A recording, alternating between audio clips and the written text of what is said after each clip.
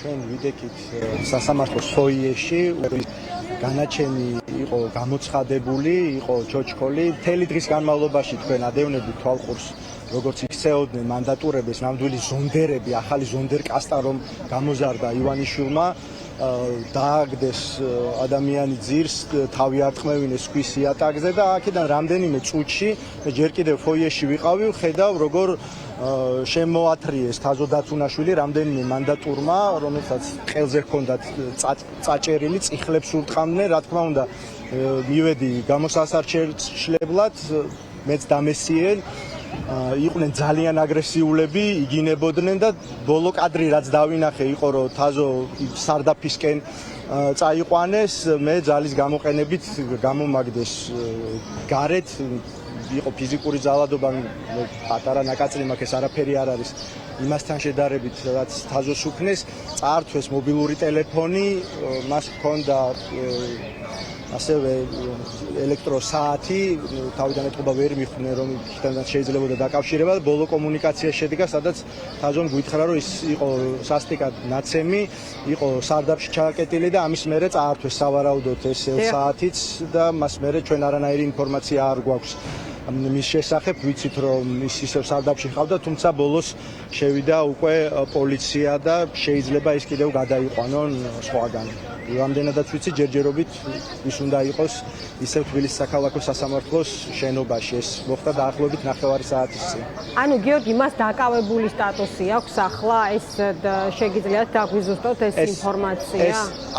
არ ვიცით, არანაირი ინფორმაცია არ გვაქვს, იმიტომ რომ აღარავინ აღარ არის ახლა სასამართლოს შენობაში, სასამართლოს წინ არის კორდონი, ბოლოს რაც მე ვნახე, ეს იყო ის კადრი, რომ თაზო მიყავდათ სარდაფისკენ. მე არ დამინახავს დასაწყისი, დავინახე უბრალოდ რომ გარედან შემოიყვანეს, უკვე გარეთ იყო სასამართლოს გარეთ. გიორგი, თქვენც მონაწილეობდით ამ ჩოჩქოლში, რაც იყო ადგილზე, თქვენ? მე რა ბუნებრივია, როდესაც დავინახე ჩემს მეგობარს, როგორც უსწორდებოდნენ, მივარდი იქ, მაგრამ იყვნენ უამრავნი, ძალიან ბევრი იყო მანდატურები, საშინლად აგრესიულები, იქნევდნენ ხელფეხს აქეთ იქით, წიხლებს ირთმევინებოდნენ და მე მარტო ვიყავი და რამდენიმე მანდატური მეც დამესია და გამომიყვანეს გარეთ ძალის გამოყენებით შეურაცხყოფით. კარგი, მეტი ინფორმაციის მოწოდება ჯერჯერობით არ შეგვიძლია, ჩვენი იურისტებიც მუშაობენ და დაველოდებით მომდევნო ცნობებს იმის შესახებ თუ სათქავთ თაზო, მაგრამ იმას ვადასტურებ, რომ ის არის ჩემ თვალწინ ცემდნენ და შემდეგ სარდაფშიც, როგორც მან ბოლო კომუნიკაციისას გითხრა, მას კიდევ მიაყენეს ფიზიკური შეურაცხყოფა. გიორგი, დევიძის საქმეზე რისი თქმა შეგიძლიათ, ადგილზე იყავით სასამართლოში, ნახეთ თქვენი თვალით რაც ხდებოდა, უმძიმესი ვითარება იყო, როგორც ნახეთ კადრებში, შეუძლოდ გახდა არაერთი ადამიანი, მისი დაოჯახის წევრი ელენე, რომელიც მას ჩვენს ეთერშიც ისაუბრა პროცესის დაწყებამდე. აი ამ რეაქციებზე ასევე რისი თქმა შეგიძლიათ იმ დაპირისპირებაზე, რაც იყო მან ადგილზე? მთელი დღის განმავლობაში იყო დაპირისპირება სასამართლოს შენობაში, მაგრამ მას შემდეგ რაც მათე დევიძეს, ამ ახალგაზრდა კაცს, ჩვენი ქვეყნის სინდისის პატიმარს 4 წლითა და 6 თვით შეუფარდეს თავისუფლების აღკვეთა, ბუნებრივია ამას მოჰყვა ის რეაქცია, რაც შეიძლებოდა მოჰყოლოდა, მაგრამ როგორც მანდატურები იქცეოდნენ, ეს იყო წარმოუდგენელი რამ ქალებს, ახალგაზრდებს ძირს დააგდეს, თავი არტყმევინეს, საშინელი შეურაცხყოფით გამოირჩეოდნენ განურჩევლად ყველას მიმართ. ესენი არიან არაფრით განსხვავდებიან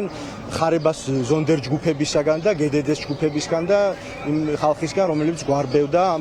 რუსთაველზე. ასეთი ვითარება შექმნა ივანიშვილმა დღეს საქართველოში, ეს იყო ალბათ ერთ-ერთი პირველი სიგნალი იმასთან დაკავშირებით, როგორ მოეპყრობიან სინდისის პატიმრებს, როგორ უნდათ რომ მათ მომავალი რამდენიმე წელიწადი მოუსწონ, მაგრამ მე დარწმუნებული ვარ, რომ ყველა მათგანს ჩვენ ძალიან მალე ვიხილავთ თავისუფლებაზე და ვინც ამ დანაშაულს ჩადის და ამ დანაშაულებრივ ბრძანებებს ასრულებს, დაწყებული შემსრულებლიდან და დასრულებული ბრძანების განცემიდან აუცილებლად მიეცემა სამართლებრივ პასუხისგებაში და სწორედ აი ამ სასამართლოში გასამართლდებიან ისინიც. დიდი მადლობა გიორგი, დაგემშვიდობები, ეს იყო გიორგი სიორიძე, რომელიც თბილისის საქალაქო სასამართლოდან გვერდ